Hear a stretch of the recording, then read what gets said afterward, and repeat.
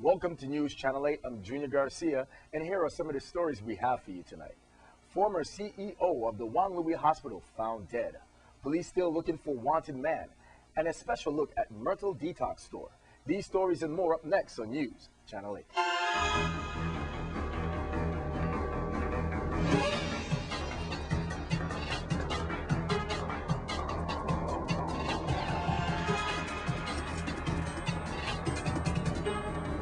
In our top story, news reports from the state of Minnesota said that the 58-year-old Jeff Nielsen, former chief executive officer of the Governor Juan Louis Hospital, was found dead at his home in West Lakeland Township of apartment by gunshot. Authorities are not seeking any suspects in the case. Nielsen resigned from his position at the ST.CROIX Hospital in January. In other news, police on St. Croix are investigating two unrelated cases, a first-degree robbery and a second-degree arson. Here's Melody Rames with the details. Police on St. Croix are investigating two unrelated cases, a first-degree robbery and a second-degree arson. The arson occurred in Ario Diaz Heights housing community, and the robbery occurred in Estate Mount Pleasant in Frederickstead. Police were called along with the fire department and emergency medical technician to a reported car fire just a few minutes after 11 p.m. on October 20th. Police said the vehicle was a red Ford pickup truck. Firefighters on the scene said the fire seemed to be intentionally set.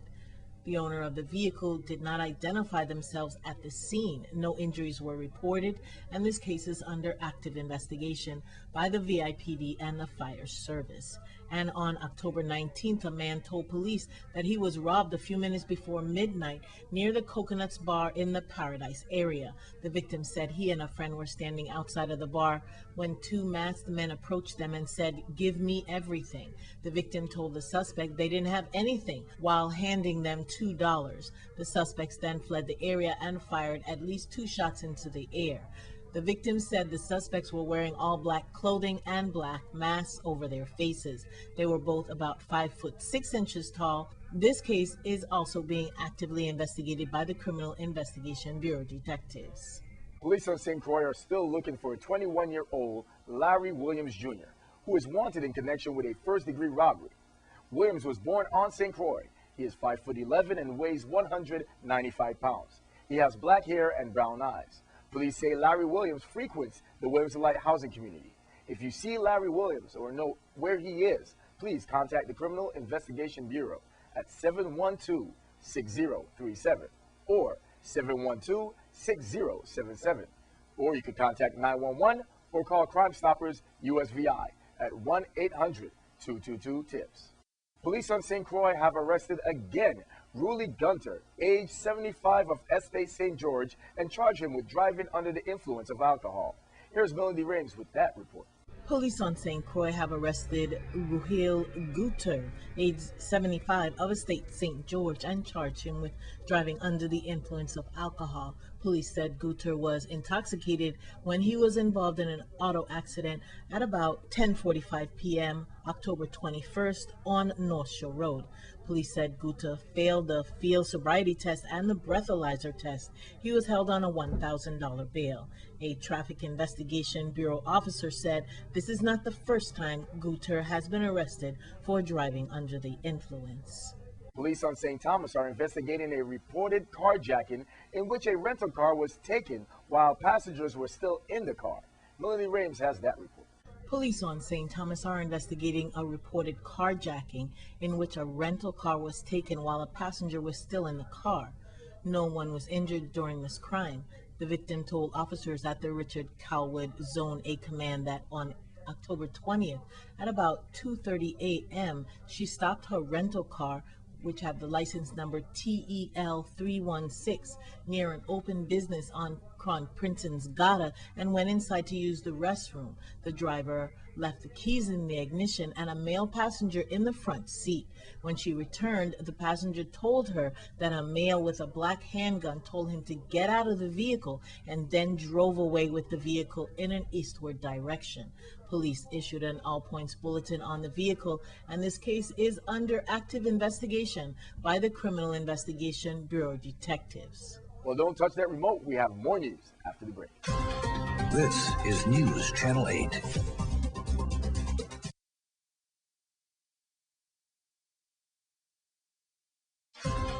This is News Channel 8. Detox, the process of removing toxins from the body. Well, our very own News Channel 8, Melanie Johannes Teachery, learns about the detoxing as she visited Myrtle Detox Store here on St. Croix. My name is Melanie Johannes Teachery, reporting for News Channel 8. As health issues are high on the rise, the focus has now become prevention and holistic approaches. We are here with Myrtle Rogers Vital, a local business owner of Myrtle's Detox Center. Miss Myrtle, good day. Can you share with us the purpose of Myrtle's Detox? Well, here at Myrtle's Detox, we do a lot of detoxing. Someone may ask, well, what is detox? Well, everyone has toxins in their body based on what they eat, not getting enough sleep, not drinking enough water, the environment. We all create toxins, and toxins causes havoc. Toxins causes cancer. Toxins causes us to get sick. So here it is, you have an opportunity to come into our center to get some of that toxins relieved from your various body organs so that you can function and you can actually be more energized and energetic. So what are some of the service and products that you carry? Well, we have foot detox, iron cleanse foot detox, a procedure that's done where you put both of your feet in a basin of saline solution, and a little machine that's called an array pulls the toxins out of your body via your feet. Actually, it could be any body part that you put in the bin, the toxins will be pulled via that route. It's 30 minutes. After 30 minutes, I'll be able to tell you where those toxins came from, whether it's your liver, your joints, your lymphatic system, kidney, bladder, urinary area, prostate area. So there it is. It's just helping your body to unload some of that junk that you're having so you can function better. Also, we have colon hydrotherapy, which is cleaning your colon. You hear a lot of people getting colon cancer. Colon cancer is on the rise, and more you're hearing about persons having colon cancer. Well, here it is. A lot of people, their bowels don't function like it should. Well, hydrotherapy helps the lazy and sluggish colon to get in shape so you can empty out that toxins for you so you can better absorb nutrients into your body. Excellent. What motivated you to start a health store? I've always loved wellness. I've done health lectures for the last 20 plus years, and after Hovenza closed last April, opportunity came along for us to purchase the health store, and I think it was a good opportunity to help the community of St. Croix and myself, family included, live better. Health is not cheap, whether it's preventive or on the other end, but we all know that if we take care of it early, it's cheaper than if we wait until we get ill. So it's affording everyone an opportunity to come in and do something for a small price versus waiting to have surgery or major catastrophe happen. So you are a registered nurse. Tell us a little bit about that. I am a registered nurse with a Bachelor of Science degree in nursing. I attended UVI for my associate degree, and then St. Joseph College in Maine for my bachelor's. I worked for Hovenza for the last 8 years prior to closing, 8.8 years prior to them closing, and I dealt mostly with occupational health, preventive, wellness. So this was like really up my alley because it just kind of flowed with what I did. Some people say, well, this is contradictory to the medical field. Well, no, it's not. We all drink teas, herbal teas. Well, if a herbal tea is good for an ailment, why not take that instead of your regular coffee? Okay, use lemongrass. You can use other teas to get rid of colds or even arthritis pain, heart problems. There are different herbs that correlate with different ailments, and here it is. We have over 140 different herbs and over 60 something extracts, which are the concentrated herbs in a liquid form. You only need a small amount of it, easy to carry, very small bottle. You can put in your purse, drop in a little bit of water and drink. So you have an opportunity to do something for yourself before you get severely ill. Well, here are your winners for this year's PSA contest. My name is Susan P. Eversley Wells. I'm the Assistant Administrator and Business Manager for the School of the Good Shepherd. I'm also in the capacity of being the project coordinator for Nature's Explorers Club. This was a sub-award grant that was given to us from Beyond Visions Foundation for environmental education. With this grant, we were able to take our kids on Turtle Watch. We also went on to Jackson Isaac Bay, also to Buck Island on the trail. In this program, our students were exposed and learned more about the environment, of how best to take care of the environment. They learned not to throw trash on the ground or to discard your debris or the use of water bottles, because plastic takes a long time to dissolve in the environment. So the issues on environment is that just to bring us more aware of the things that are involved in it, of keeping our environment clean, because this planet Earth is the only thing that we have now, and we need to take care of it. As part of the grant program also, they provided us with some technical support and all the material that we needed to present the Clean Water Act to the students, what it is to take care of marine environment, of turtles, of the importance of their hatching and what it does for us. The students themselves learned a lot, especially in putting together the PSA, which is a public service announcement. And our school won in the category of turtle trash, and these PSAs will be coming to you on Channel 8, and we hope that you would look at it and be more aware of what takes place. Hi, hello, my name is Jada James. I attend the School of the Good Shepherd. I am one of the Nature Explorer Club members. I am the director of the PCA, PSA, the Public Service Announcements. PSA was turtle trash. Experience is do not throw trash in the water nor the ground, because it can affect the jellyfish and the fishes and the turtles. And I learned about environment. So like when you throw trash and the rain comes down, it flows in the sea, and the water that we drink comes from the sea. So it kind of affects us. I'm 11 years old. I am in 6th grade. And when I look at the PSA on Channel 8, I hope y'all enjoy very much. Remember, our own was turtle in the trash. For winning the PSA, what was presented, right now we have a camera that has been presented, and Ms. Jada James is receiving the camera on behalf of the Nature's Club from the School of the Good Shepherd. Good afternoon. My name is Anne-Marie Gibbs, and with me is Theodora Tyson. And we are representing the Nature Explorer Club. We are an environmental group that was sponsored by the National EPA. We receive a grant, and we're housed at the St.CROIX Educational Complex High School. The Nature Explorer Club is now in its 2nd year, and we are funded through to the U.S. EPA through Beyond Visions Foundation, and we're teaching students about environmental issues.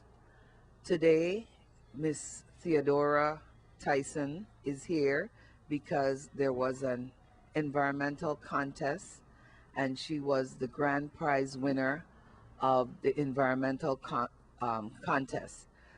One of our duties in the Nature Explorer Club was to film some PSAs, public service announcements, and she was the grand prize winner. She will talk to you a little bit about her project. Good afternoon. Well, what I basically did was a video about water pollution, and it was based on water pollution in the ocean. And I was an actress, and I attended, and I'm happy to win this award. What was your theme? Tell them a little bit about what did you do in that public service announcement? Well, what I did was I polluted in the ocean, and I slipped and fall on some of my pollution and drowned. Okay. So that's just saying, like, stop polluting in the water, because you can kill the animals like turtles and endangered species. Okay. So it's a pleasure and an honor to have done these PSAs. We had high school students come and put on these PSAs, and as a way of encouraging the community to take care of their environment and be more receptive and responsive to issues in the community. We hope you enjoy the presentation that was done from the students, because they took a good deal of their time to put this together, and we appreciate any feedback we can get in regards to our presentation. Stay with us. We have highlights from the World Food Day right after these messages. This newscast has been sponsored by Mario's Virgin Crystal. Let us save you the hassle of lugging those jugs around. Purified bottled water conveniently delivered to your home or office. Also available in your favorite grocery store. Call 773-2810. This is News Channel 8.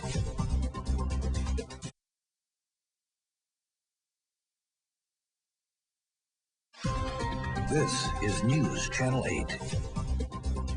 We continue our coverage of World Food Day, which was held at UVI campus on St. Croix.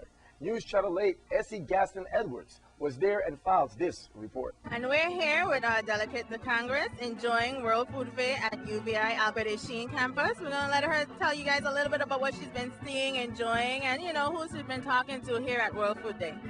Well, I'm just starting out, but it's a wonderful day. Lots of people coming out, which is good to see. I started with some of the students and the competition that's going on inside. Tasted a little bit of the melon offerings for the melon contest, but now I'm going to go around and look at what's outside.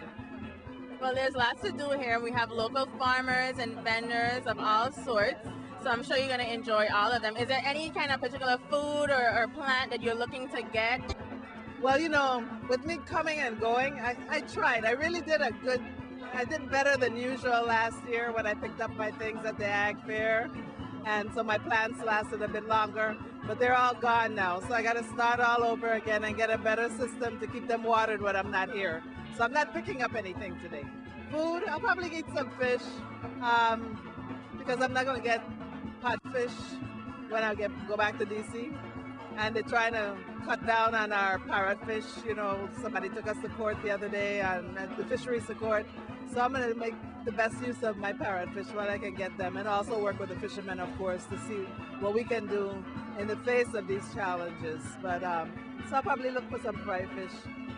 Well, hope you enjoy the rest of your day at World Food Fair here on the Albert Sheen campus. Thanks. It's as I was saying earlier at the opening program, we think about the world hunger, but there's also hunger in the United States, and there's some food insecurity here as well. People are spending a lot of their budgets on electricity, which doesn't leave much for anything else.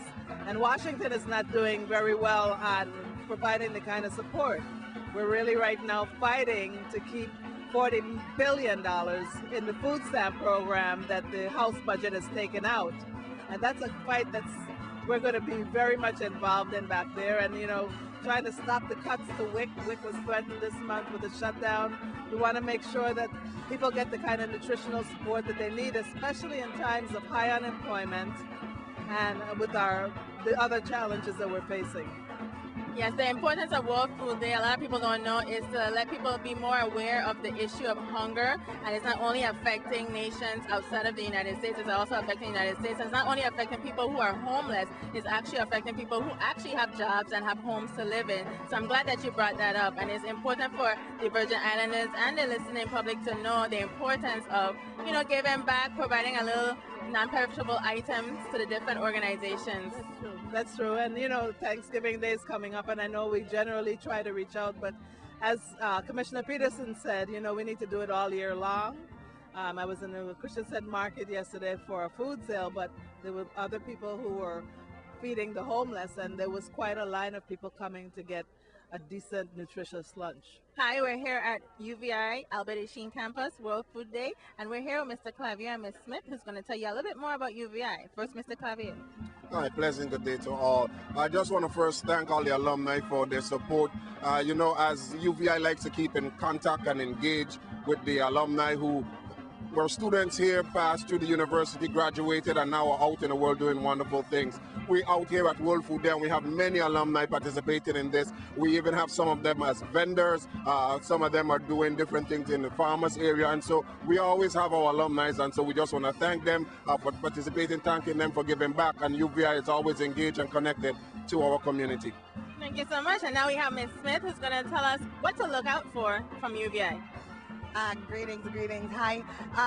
Here with me today is also Miss Ayana Jones, and we are so happy to be here on this Sunday afternoon. It's a beautiful day to celebrate World Food Day and understanding the importance of it.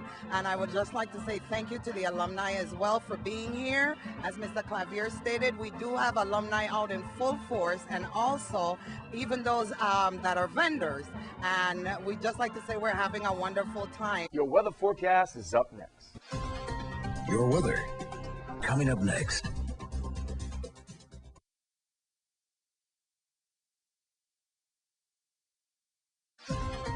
Your weather. Here's a look at your local weather. Tonight, isolated showers, then scattered showers and thunderstorms after 8 p.m. Mostly clear during the early evening, then becoming mostly cloudy with the low around 79.